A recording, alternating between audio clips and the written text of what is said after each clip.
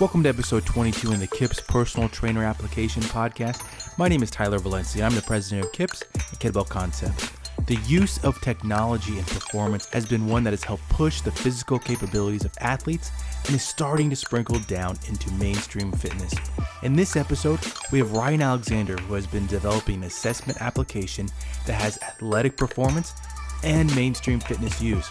Ryan shares the struggles they are facing launching such a powerful application and how this idea came to fruition. Let's get into the episode. So Ryan, with jumping into your new project, how did the idea start to develop? The idea has two phases pretty much. The first phase sort of started when I met Steve last year. I was actually participating in this 100-day run challenge, and I ended up injuring myself, as I've always been sort of interested in performance, and as a result, injured myself. I had been working for this company called Namirsa, who they sell stim units for recovery, and essentially Steve was the education director for Namirsa. And I had went to one of his classes, and he'd begun talking about kinematics and movement in a way that I had never really heard before. From that point, I sort of started trying to learn about human movement, physiology, and how we think things work essentially. And what I sort of got down to was this point where I realized there is no exact answer as to why I injured myself, or at least no proof as to an answer as to why I injured myself. And so this kind of gave me this window into a particular problem that it's not just to do with me, I guess, with our biomechanical model in general, which is also the opportunity. And I sort of, from there, once I realized this, maybe there's a better way to understand movement, I started trying to come up with some way to measure it. Like, how do we measure it without actually having any predefined notions of what it is, right? And so it's a really challenging philosophical and abstract task as well as mathematical. And so I had come up with this particular way to approach it. And I had been trying to design this suit in order to collect the data necessary to actually approach this problem and this opportunity, and hadn't gotten anywhere because the skill set required to build it is really extensive. Electronic engineering, talking about sensor fusion algorithms, mathematics, and physics, and a whole list of skills that you generally need to go to have education for. So I put out a job post on Upwork and ended up getting in contact with our now CTO and co-founder, Lewis.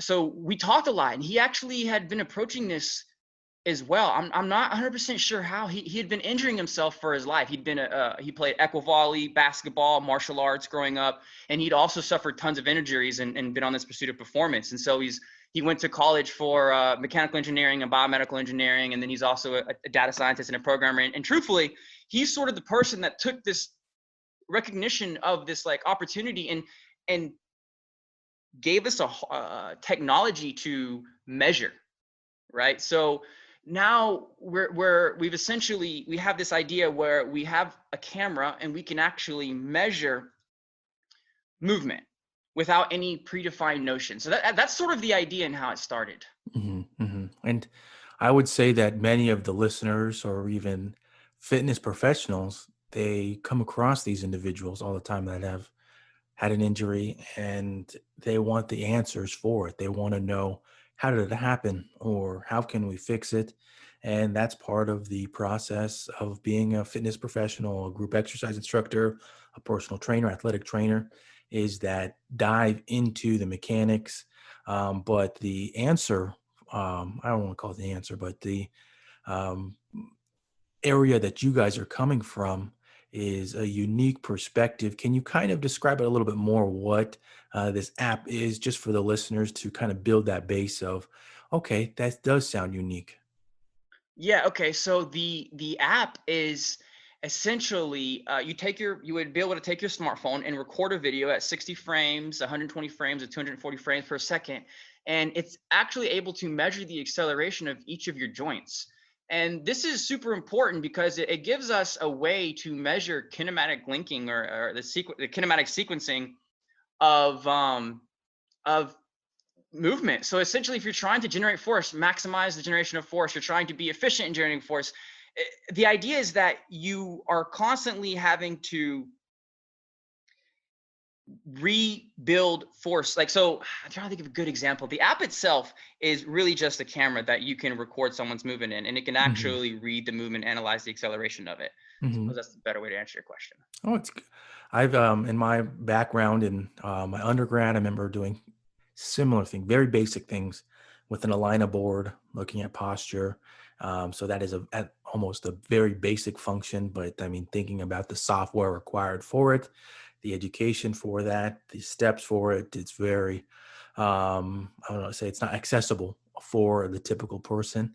The next thing that I've done something similar with in my own educational career path has been in my graduate education, looking at running mechanics and utilizing a camera, but it was not to this level that you guys are talking about and working on.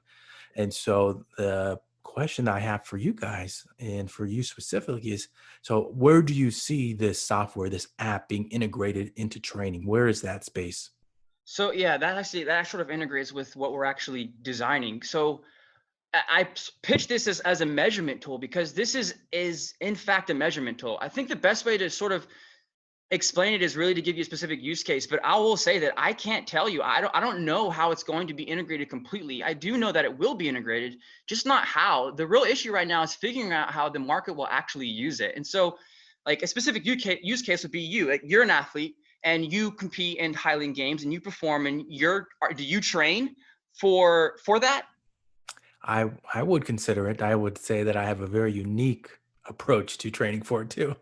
Yeah. So what if you could hypothetically measure the impact of your training on your performance? That's, I think, a question that a lot of athletes have, including myself, as the impact and the correlation. Exactly. So what we're trying to say here is not that we understand that your joint angle should be a specific, you have a specific form, or that you should be moving this specific way. It's more that if you train this way, we can actually measure the effect on your performance, being that hypothetically, if you're doing a hammer throw, like you have to do a lot of spinning, you're building up force and momentum, right? Hmm. Yep. And could you explain to me sort of like the technique of which you go about generating maximum force to throw it? I could.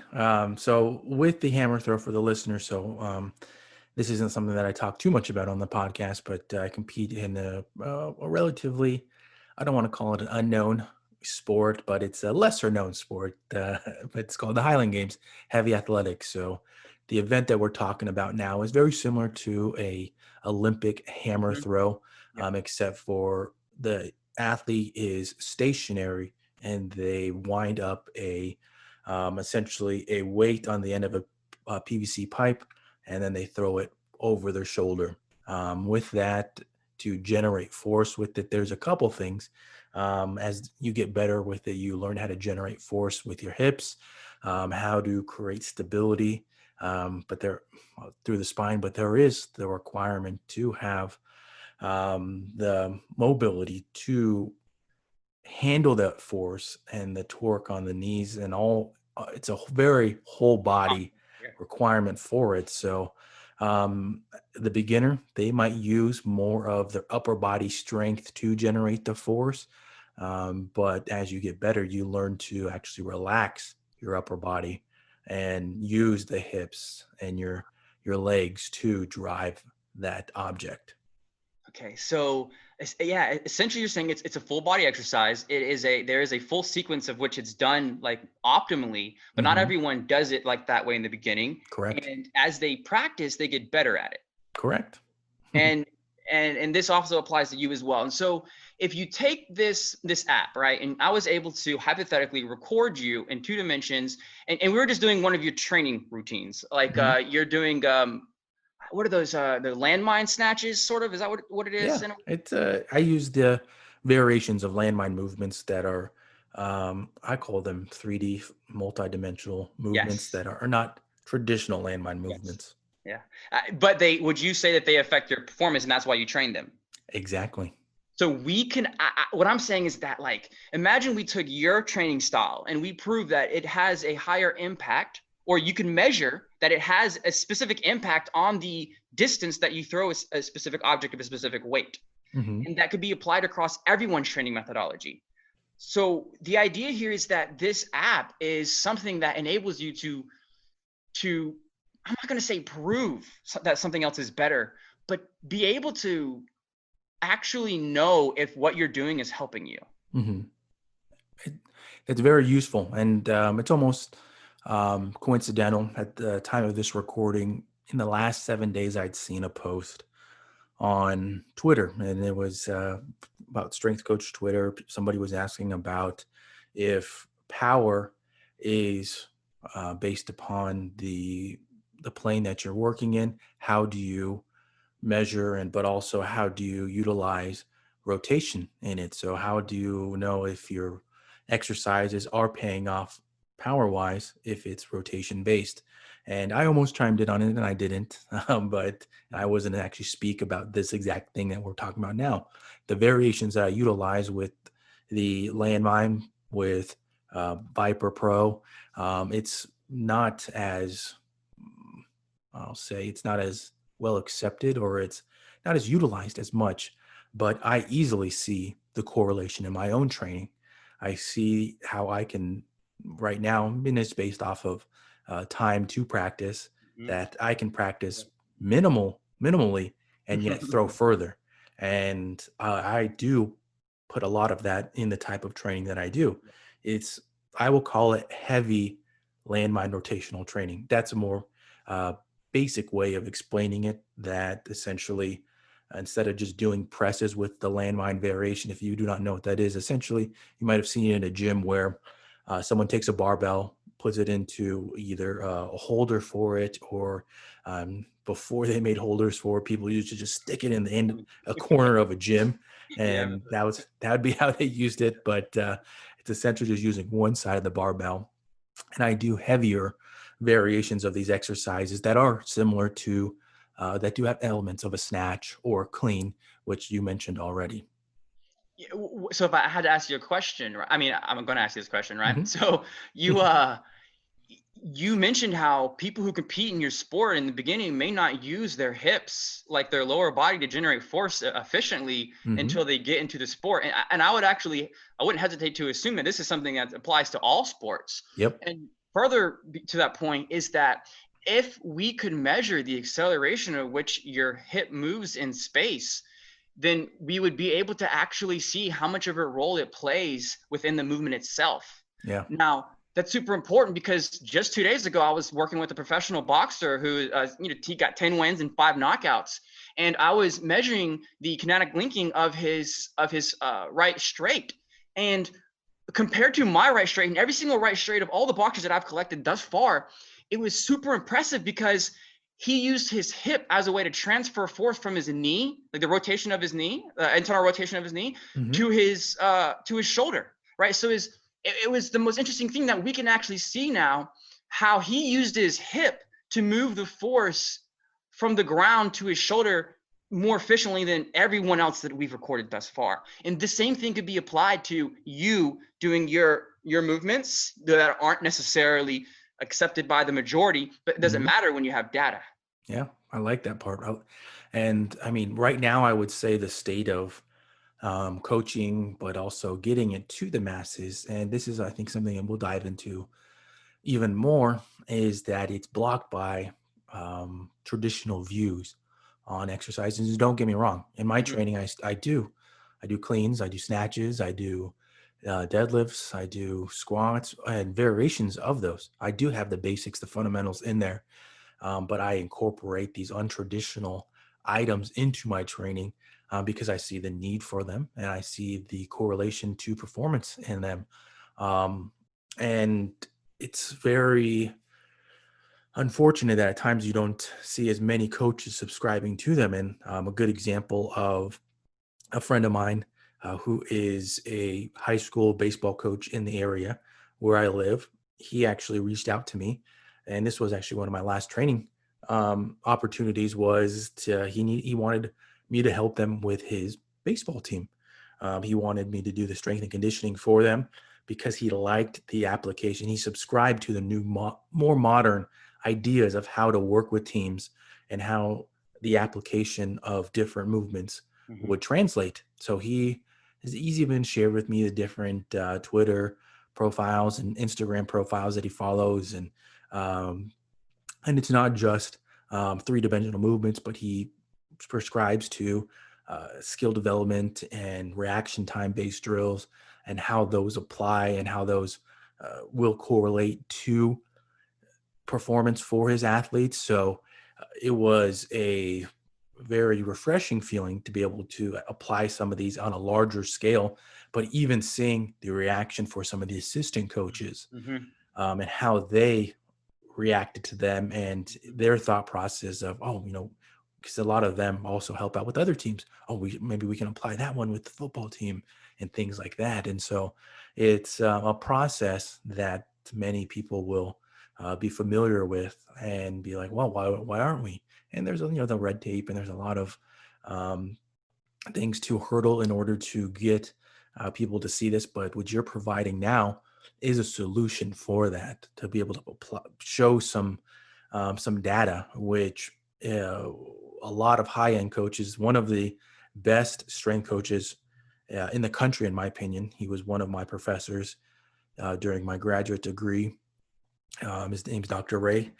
He is now, I think he's the performance coach for the University of Alabama for the football team. And I mean, the Alabama only gets the best, in my opinion. And he is a big believer in the data. But how do you take that data? How do you mine that data? And how do you utilize it? And so what we're talking about there is that the proof in some of what you're putting out there, how can you show it to the masses? Well, essentially, that is the part we're trying to solve. I would say that this is the solution, or this is the challenge and obstacle for every technology innovation that there is in any market, no matter what time period we're looking at, is how, even if it's brilliant and it's absolutely useful, how do you integrate it into the market? And to be honest, my answer is the same as what I'd given you before the podcast, and that's essentially community. And I use community. I won't dial in on logic or reason or scientific evidence, because as we can see, there are plenty of examples that don't abide by those that humans believe in which the science doesn't actually, I'm not gonna say it doesn't matter, but if there's something better, then it could be in a way disregarded, right? So your movements are not, they're not conducive. They don't prove, I'm trying to say how to say this. There's no way to really prove that what you're training helps athletes move better, right? Mhm. That right there in itself is the opportunity. And so what I guess let's think about this. Phrase this. The integration solution, I suppose would be the better way to say it, is to literally put it in front of people and figure out how they're going to use it. My theory is that if I was to give it to you and say, hey, I need you to use this. I've given you kind of a use case, which you could actually measure the result of some new method that you're training right now and see how it impacts performance on a specific event that you're competing in. And I was to give you that and say, hey, for 90 days, do that. That would essentially be the way to do it, in which we would be able to build a community of people who want to use it for educational purposes. Like I guess that's one way to go about it. One way would be to integrate it via people who want to share and educate like people who don't know as much, right? For instance, you, like I don't have a background in biomechanics. So what if we could provide a tool that makes biomechanics not necessarily like simpler, but makes it easier for you to explain and prove what you're doing. So that's sort of the logic that we're taking on it. Not that there is a specific integration path, because the challenge is relatively the same no matter how you look at it. It's just really who's going to use this and in what capacity will they use it in.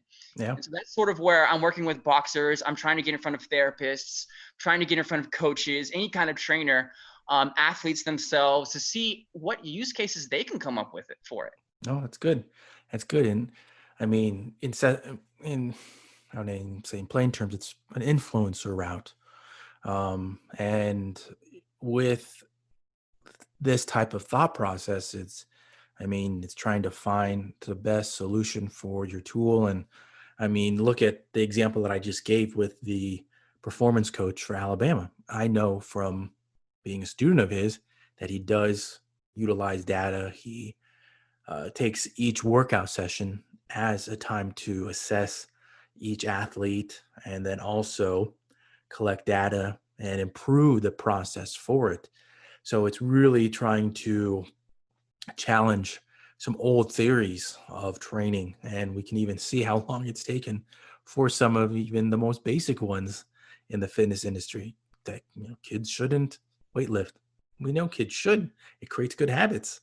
I mean, on multiple levels. And what I was thinking about with one of the things you proposed was the integration. It's multifaceted. There's so many layers to it Mhm. that it's hard to just say that you can just give it to influencers and hopefully that they will be able to see. So what are some of those other challenges that you guys are uncovering right now with the application?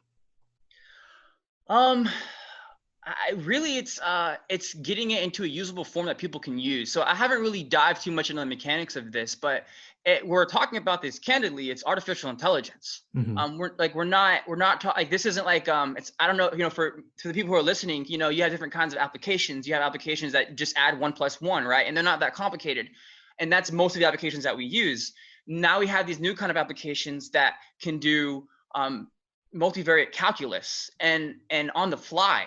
And so what we're really talking about is processing power and how much it costs to actually get it out in front of people. So the biggest challenge we face, technically speaking, from a developmental level at this point, is condensing it into a usable application that people can actually download and apply, because Hmm. it's so heavy. So we're sort of stuck in between. We're creating a desktop app right now because we can utilize the resources on the computer. But ideally, we want an app on the phone that we can run these services either on the phone or through the cloud, depending on how it goes. But it's expensive to go that route first. So Hmm. our developmental solution is, again, the desktop app. Mm, interesting. Very interesting. And I remember um, go, going through coaching and even old coworkers of mine. I'll say they use similar items in order to coach, but I think what you showed me and what I've seen on social media, it simplifies it to a Yes. usable form. A Yeah. lot of the issues that I saw before with some of these apps is that it was hard to utilize it in the field, we'll say. I know that we're talking right now about using it on the computer and then taking that information, but a big way to move with it, it could be using it in the field and being able to provide that real time. I mean, that mindset of or even approach to training that each session is a way to assess your athlete or your client. It is a way to just improve upon the sessions that you're offering. And I think the personal trainers, coaches, athletic trainers that do utilize technology in the field, not just for fun, not just because it's cool, but utilize it to improve training. They're just optimizing what they're doing. And people, I think clients really appreciate that they see the value that they're offering them. And that's my opinion. No, I completely agree with you. It's the same approach that you have with your putting out your free content. It's like, Mhm. realistically, the value here is that I think the application, like, I can read movement via this application. I'm not someone who understands like, I didn't go to, again, it's hard to explain, man, but the education gap between you and me is very massive. But to be able to create a tool that could some way give, like, could bring that barrier just down, where I could learn a bit better from someone like you, Mhm. that in itself is incredibly powerful. And so what we're really looking at here is, yeah, the application is valuable, but the true value of this is being able to read movement. Yeah. Um, and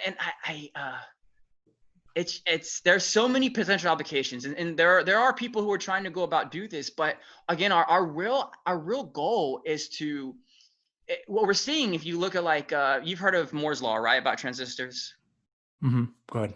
There's another law called Zuckerberg's law about social media and people sharing data. Mhm. And this is something that's exponential. People share a double amount of data every single year, and it's been the same way since 2010. So we're sharing more on the internet every single year, even though, regardless of what we politically feel about privacy, which Mhm. kind of gets to this point where, like, okay, so eventually what we're saying is there may be cameras everywhere. There may be Mhm. you may have access to really cheap cameras. You may be able to put a camera just about anywhere. On top of that, there are other integrations of sensors. So what we're really sort of talking about here is the market in itself is having a hard time. Maybe it'll have a hard time updating. Like, I'm not market, but the science itself will have a hard time updating. But the market for performance enhancement and injury prevention, in my opinion, is largely attached to results. Mm-hmm.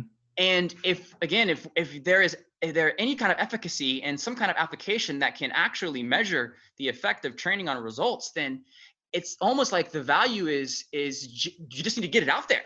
Yeah. I need people to use it. I just need people like my we're almost finished with the interface, and which means that the only obstacle is really getting in front of people to see how they use it and make it better for them to use it better. Like, like my question for you would be, if you had application to this application, right, and you were using this, you had access to it, and you're using it to measure your training, what, besides like the acceleration of the joints, like in your mind, how do you see this being used to improve your performance for your particular events as an athlete? Yeah, it's a good question that, I mean, it's, in my opinion, it's easier for me to answer just because of my background in exercise science, but also I already subscribe to that thought process of utilizing technology to improve.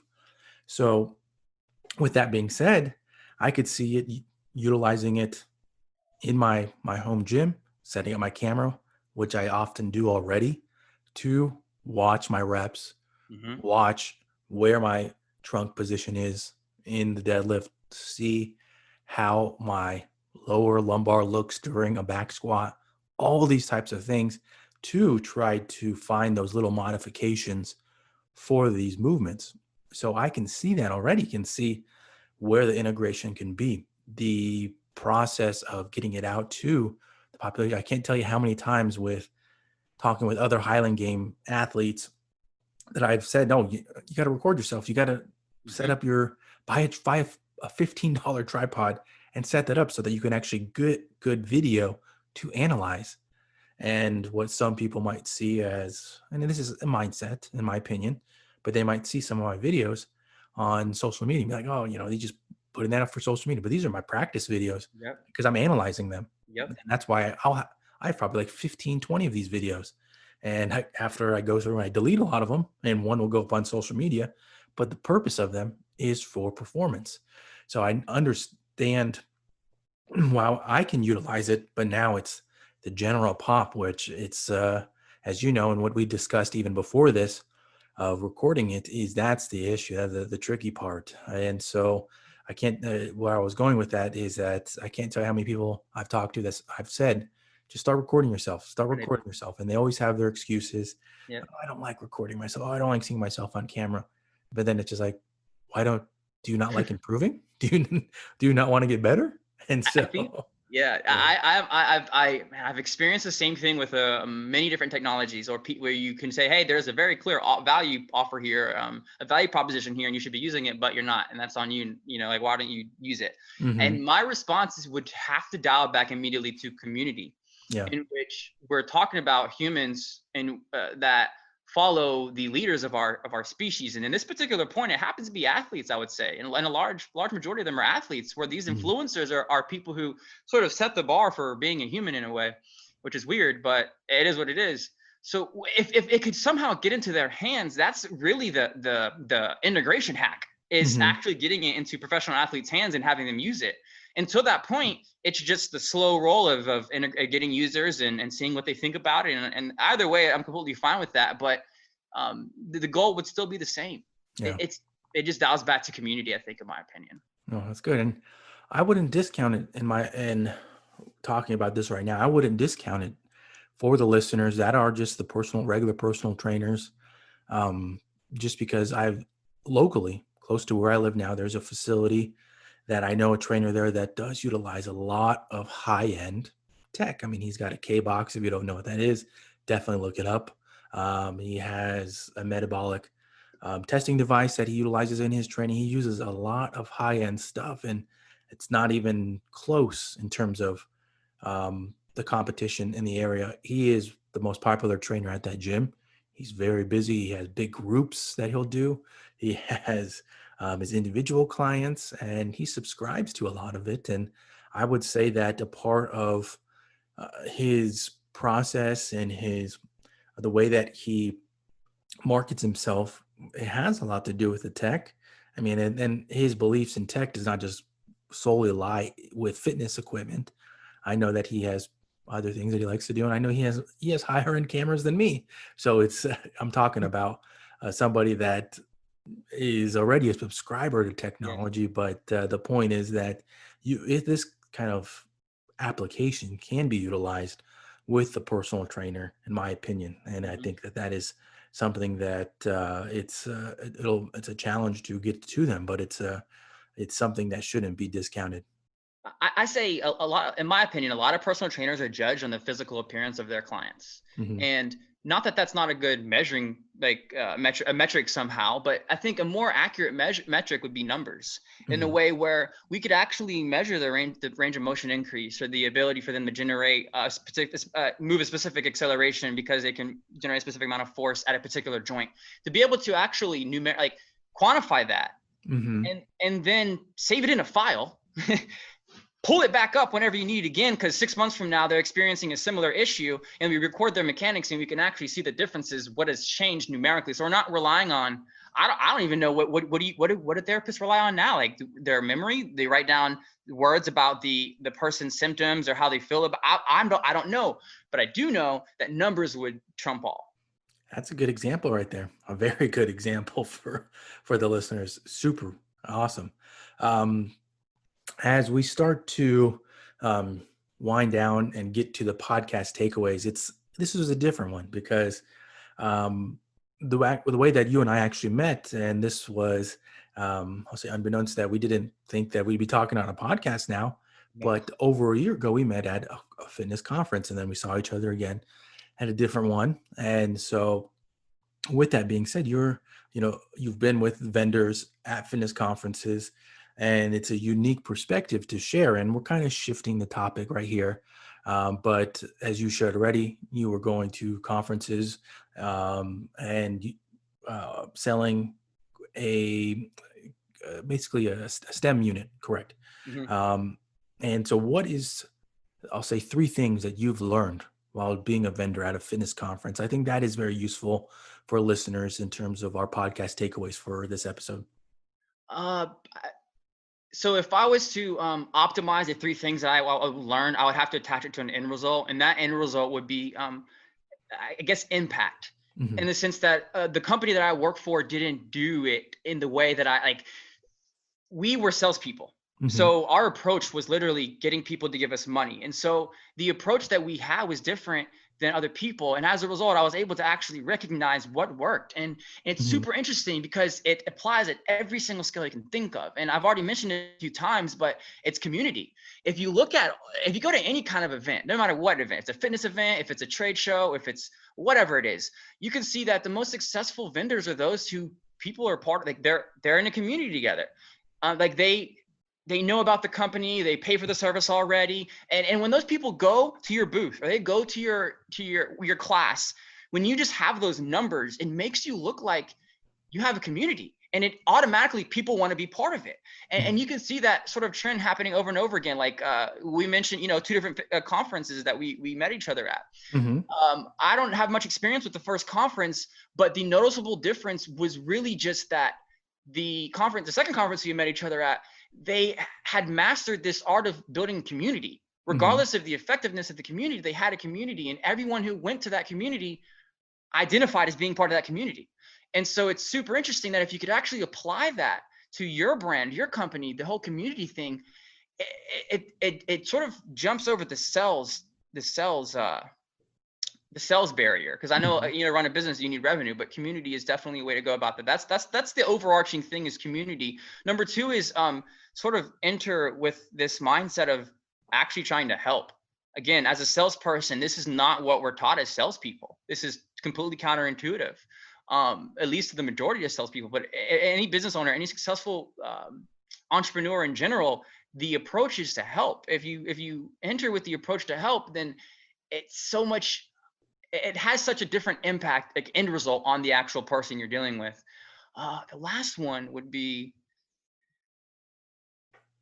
I guess, hmm,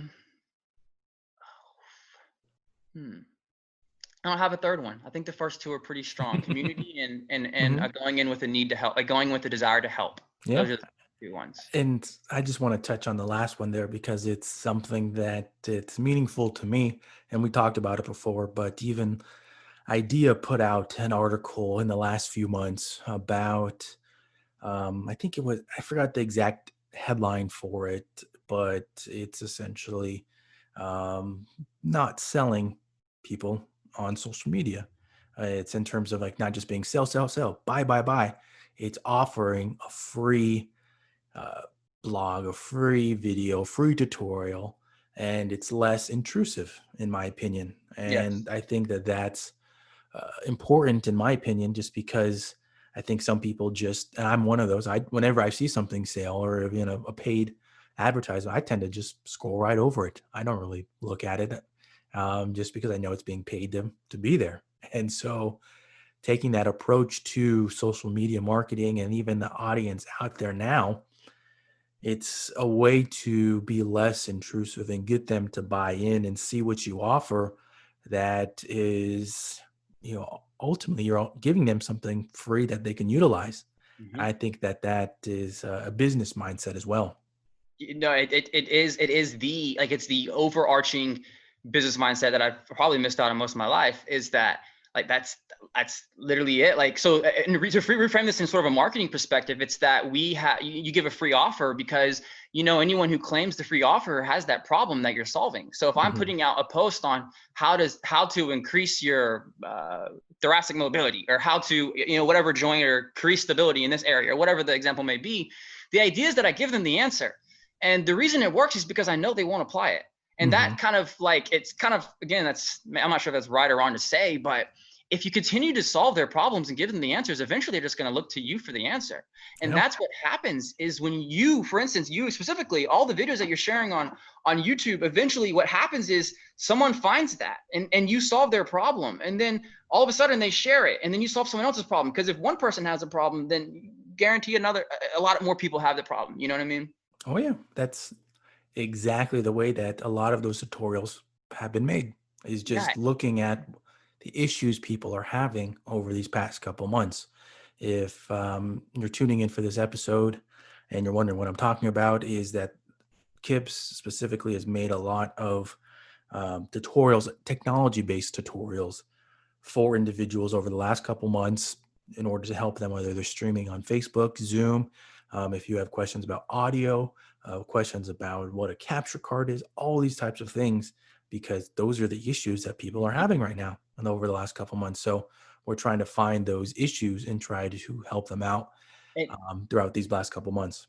and just to go even deeper on that, so, like, right, you're putting out the content, but again, as a marketer, our goal is to always funnel and narrow down the market. So we want to move from people who take the solution to people who come to our Facebook group because they want more solutions. Hmm. So the free content acts as a really good way to get people into the top funnel, right? Yep. But it secondarily, like, the second part of the funnel is to get them into a position where they can speak to you free. They can speak to you for the solution, or maybe they can go find your content somewhere, or they could talk to someone who's certified in your particular space within a Facebook group or a Reddit group, or, like, that kind of digital online atmosphere where you can actually be part of something. You hit it on the nose there, and I like how you said it that way, and you phrase it around potentially platforms that people don't even utilize. Mm-hmm. And I think that that is so important to think about. I think about all the time in terms of generations look at content differently. Mm-hmm. And I think a lot of marketers, in my opinion, they forget, what is Gen Z? What are the ways that they like to digest content? What about millennials? What about Mm-hmm. boomers? It's a question to ask yourself, and I like that you mentioned those other ones, because again, these are platforms that not many people utilize, and they're powerful things, right? It's a very popular Yeah. platform, so popular. Yeah. Like, you can go and find any, like, here's the trick, right? So we're talking about boutique gyms again, is where you can literally find any submarket of a submarket that you want. Hmm. So if you're looking for something super specific, go on Facebook, type it in. You'll find a group for it. I Hmm. guarantee you. And if there isn't one, make it.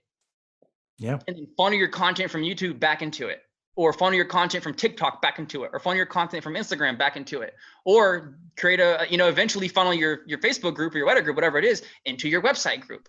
Now you have a platform, people are creating accounts, your personal information, or talking to you. Like, it goes layer by layer, but the real goal is to get them, like, there's so much here, man, to be honest, but it's good stuff. Yeah. Very good stuff. Well, Ryan, before we sign off here, can you share some with the listeners, your website, social media links, and how they can find you?